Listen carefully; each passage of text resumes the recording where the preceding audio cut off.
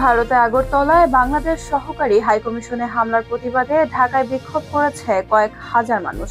সোমবার রাত ৯টার দিকে ঢাকা বিশ্ববিদ্যালয়ের রাজু ভাস্কর্য থেকে এ বিক্ষোভ শুরু হয়।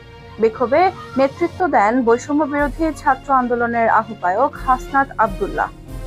এ সময় বিক্ষোভকারীরা ভারতীয় আগ্রাসন রুখে দাও জনগণ, দিল্লি না ঢাকা, ঢাকা ঢাকা, ভারতীয় আগ্রাসন নিপাত রাখ, গোলামি না আজাদি, আজাদি আজাদি, জালো রে জালো আগুন জালো প্রভৃতি স্লোগান দেয়।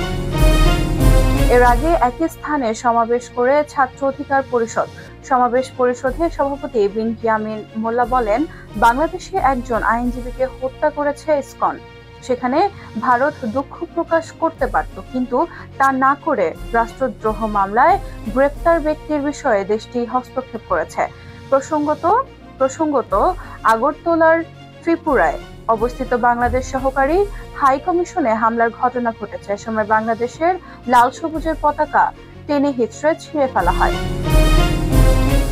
বাংলাদেশ সম্মিলিত সনাতনী জাগরণ ভোটের মুখপাত্র ও চট্টগ্রামের হাটহাজারী পুন্ডরিক ধামের অধ্যক্ষ চিন্ময় কৃষ্ণ দাস প্রভুকে অবৈধভাবে গ্রেপ্তার করা হয়েছে এমন অভিযোগ তুলে ভারতের ডানপন্থী সংস্থা হিন্দু সংগ্রাম স্মৃতি এ হামলা চালায়। ভারতের আঞ্চলিক সংবাদ মাধ্যমের খবরে বলা হয়, সোমবার শান্তিপূর্ণ বিক্ষোভটি সার্কিট হাউসের মহাত্মা গান্ধীর ভাস্কর্যের সামনে পৌঁছালে পুলিশ তাদের বাধা দেয়। এক পর্যায়ে পুলিশ ব্যারিকেড ভেঙে তারা বাংলাদেশ সহকারী হাইকমিশনারের অফিসে প্রবেশ করে।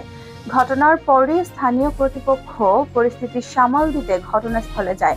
পশ্চিম ত্রিপুরায় এসপি ডক্টর কিরণ কুমার এবং ডিজিপি অনুরাগ ধানকার ঘটনার তদন্তের নির্দেশ দিয়েছেন।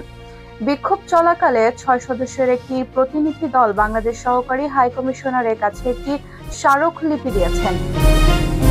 এ সময় একজন বিক্ষোভকারী বলেন, চিন্ময় কৃষ্ণ দাস প্রভুর সঙ্গে অমানবিক আচরণ করা হচ্ছে, তাকে খাবার পর্যন্ত দেয়া হচ্ছে না, এটা সম্পূর্ণ অবৈধ এবং অগ্রহণযোগ্য। বিক্ষোভকারীরা বলেন, বাংলাদেশের অন্তর্বর্তী সরকার অবৈধভাবে হিন্দু নেতা ও ইসকন সদস্যকে গ্রেপ্তার করেছে, এটা সম্পূর্ণ বেআইনি ও অমানবিক। হিন্দু হিসেবে আমরা হিন্দুদের ওপর হামলা সহ্য করতে পারি না। আমরা অবিলম্বে তার মুক্তির দাবি জানাচ্ছি।